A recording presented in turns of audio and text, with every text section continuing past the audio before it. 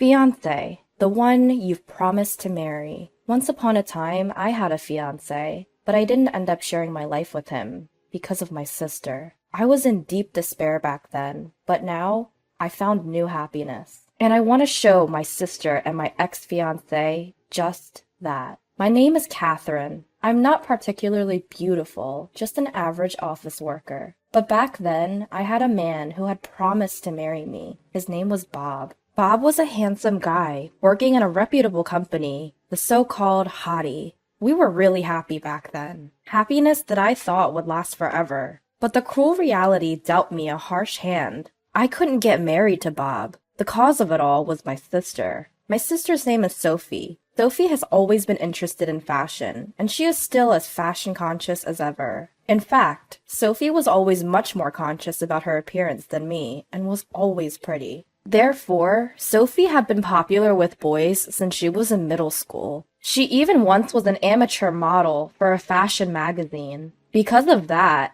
Sophie dreamed of becoming a model. When I graduated from college and was working at a regular company, I was once invited to dinner by a business partner. That partner was Bob. One day, after having connected with Bob a few times and occasionally going out for meals together, something unexpected happened. That day, Bob invited me for dinner after work. Naturally, I had no reason to refuse and went out for the meal. On the way back that evening, Bob confessed his feelings for me. I was surprised at his sudden confession, but I also had feelings for him, so we ended up dating. After a year of dating, Bob proposed to me, and I was overjoyed. Of course I accepted his proposal. A few days later, Bob and I visited my parents' house to report our engagement and to greet them. My parents were, of course, thrilled. We talked about wedding plans, and I was very happy. But not everyone was pleased. That person was my younger sister, Sophie. Sophie was surprised to learn that I was getting married, and was even more taken aback when she saw who I was marrying. Sophie, who was more attractive and had been asked out by various men,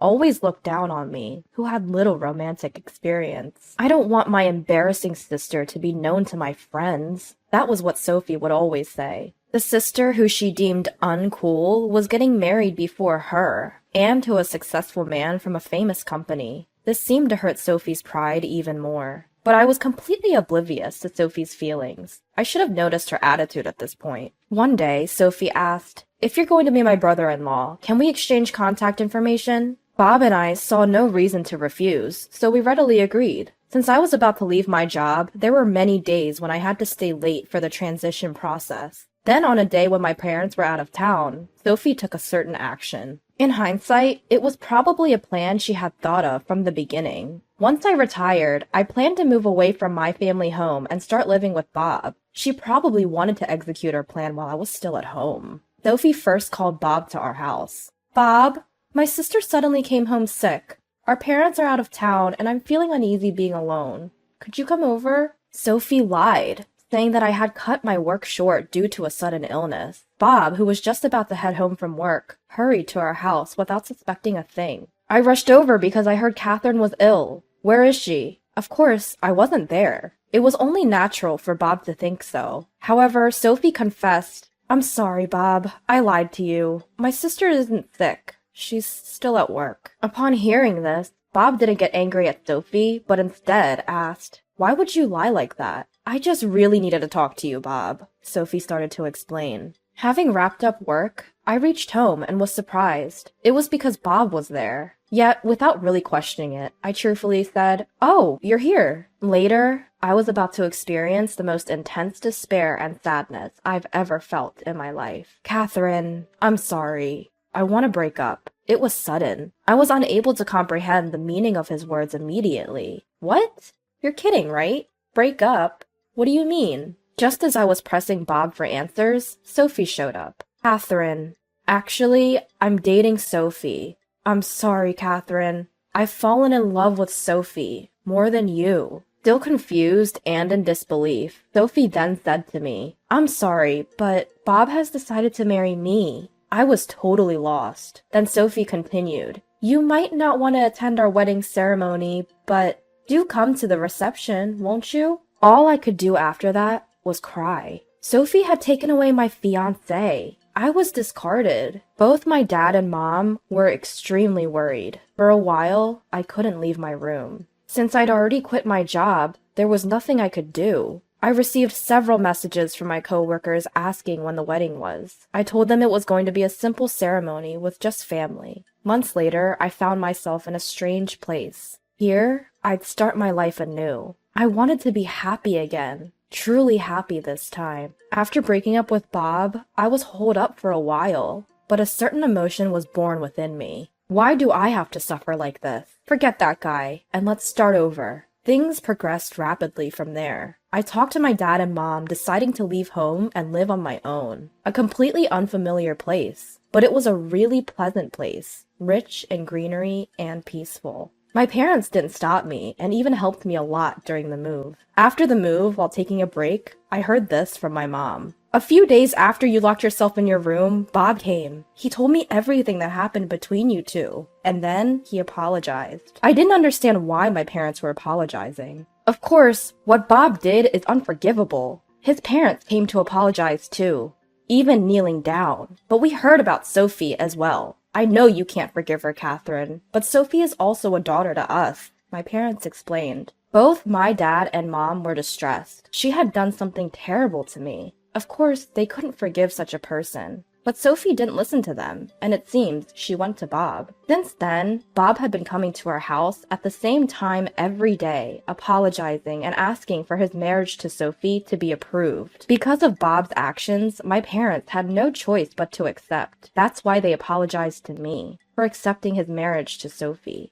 Honestly, I didn't care anymore, but I could painfully understand my parents' feelings. It's all in the past now, it's okay. Besides, I'll meet someone better in the future, I replied positively, holding back the tears. My mom was crying. My father looked apologetic, but I said to him, "When I have children, I'm going to rely on you a lot." Both my dad and mom responded with smiles. Mom was very concerned, saying, "Don't hesitate to get in touch if anything comes up." As I started getting used to my new life and had some peace of mind, I began working at a small restaurant. The staff was small in number, but the place was very bright and I really liked the friendly atmosphere everyone had. The manager was a man named Steve, who was often teased by the part-timers. Watching their banter was enjoyable and created a warm atmosphere. A few months after I started working, a fateful event that would impact my future took place. I was confessed to by Steve. It happened when he was giving me a ride home after work. To be honest, I was unsure. Steve was a really good guy. Above all, very kind. He had both the looks and the personality that would be attractive to the opposite sex, but I was still hung up on that incident. I was scared that I might be abandoned again. Steve seemed to notice my hesitation and told me that I didn't have to give an immediate answer, and he went home for the day. Things were a little awkward for a while, but thanks to the usual banter with the part-timers and Steve's kindness,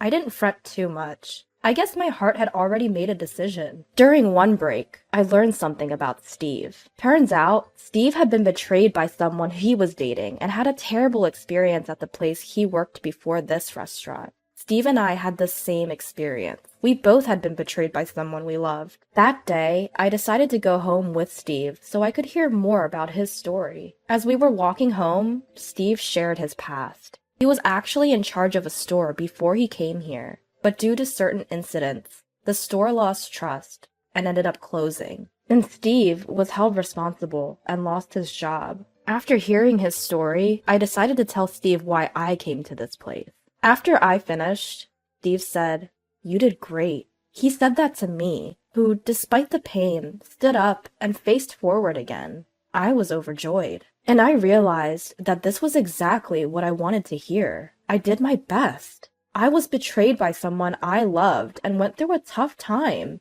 but I managed to bounce back. Honestly, it was very hard. And I told Steve, "You did great too." Steve was smiling. And then I gave my answer to his confession from that day. I'm a bit of a handful, but I hope you'll be patient with me. After that, the teasing from the part-timers at the restaurant increased. But they were genuinely happy. "Congrats! Wishing you happiness forever." It's too early for that line. So there will be a time eventually. I'll say it again then. You better let me say it, or else. Oh, wait. Steve was a little flustered. I was laughing. Everyone was laughing. It was pure bliss. That was a typical day until a certain point. I was proposed to for the second time in my life. Of course, I accepted the proposal. I was determined to find happiness this time, and I believed that I could be truly happy with Steve. So I headed over to my parents' house for the first time in a while.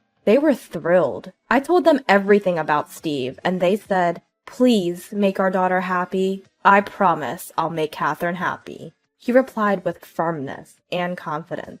We chatted for a while. Then my dad hesitantly said, "Sophie and Bob are going to get married." They said an invitation might come, but I didn't need to stress over it. I wasn't bothered anyway, because I was happy too. In fact, I wanted to flaunt my happiness. When I told my parents that, they said, "If Catherine says so, Steve, we're counting on you if anything happens." A few days later, an invitation to Sophie's wedding arrived. I decided to attend, of course. I responded saying that both of us would be attending. Steve and I had only legally married because Sophie was planning her wedding. We figured it would put too much pressure on our parents and relatives if we had our weddings back to back. We had vowed to have our wedding ceremony once things had settled down. On the day of Sophie's wedding, Steve and I were heading to the venue together. We were reunited with Sophie and Bob, whom we haven't seen in a long time. Bob looked somewhat worn out. During the family introductions, I introduced Steve, saying, "This is my husband, Steve. I'm very proud of him." For some reason, Sophie was visibly surprised when I introduced Steve, which was memorable. On the other hand, I had something I desperately wanted to ask Bob. What had happened between him and Sophie on the day when neither my parents nor I were around? Initially, Bob found it hard to talk, but gradually began to share. Apparently, when Sophie called him on that day and he learned that I was suddenly ill, Bob decided to wait for me. Sophie then came in with strong liquor, saying it would be a waste not to enjoy. Bob, not a heavy drinker, had a couple of drinks and ended up getting drunk. Then, according to him, Sophie saw her chance and started to seduce him. Bob was too drunk to make sound judgments, so he gave in to her advances. Sophie was stunning. In addition, she had a great figure, so it's understandable for a regular guy to fall for her advances. Even so, Bob and I were engaged. However, Bob succumbed to the temptation, and from that point on, he started to pay attention to Sophie. Even after sharing this story, Bob kept apologizing to me, but at that moment, he seemed like such a small man to me. Honestly, I couldn't have cared less. I was just relieved to know the truth.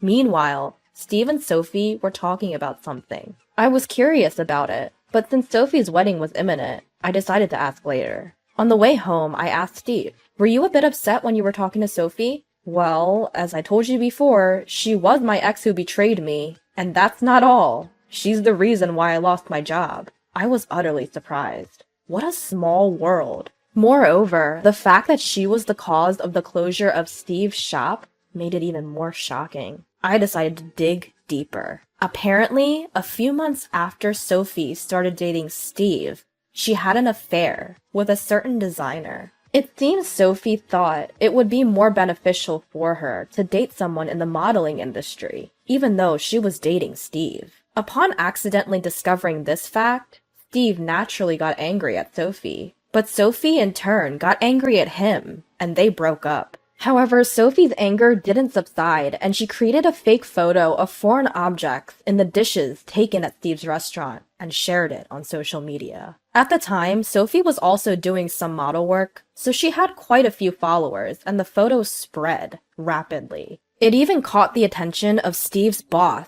who had left the business to him.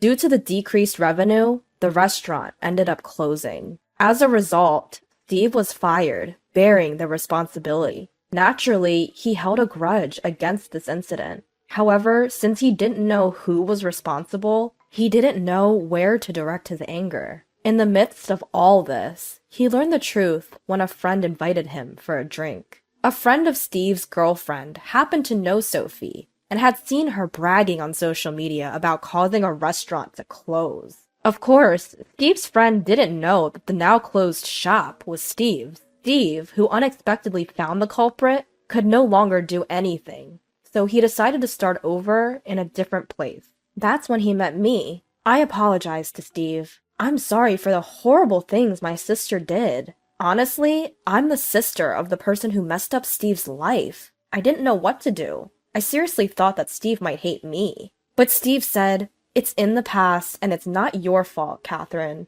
I was honestly relieved. And once again, we decided to be happy together. Later, Sophie was finally punished. Sophie was going to do a photo shoot, and the place she visited for the shoot, it was our home, of all places. Indeed, it was rich in greenery and likely to take good pictures. Sophie seemed to be considering becoming a model, using this photo shoot as a stepping stone. The incident occurred at a restaurant she visited for dinner. That restaurant was none other than Steve's. I wasn't working at Steve's place anymore, so I heard about it later. As soon as they entered, both Steve and Sophie recognized each other. And immediately, Steve said, "I'm sorry, I can't let you enter," and refused Sophie's group from entering. Of course, the staff got angry and asked what was going on. Steve explained everything, what Sophie had done in the past and the hardships he had endured because of her. "She has a criminal record, and I have solid evidence. I don't want to go through the same thing again, so I refuse to let her enter."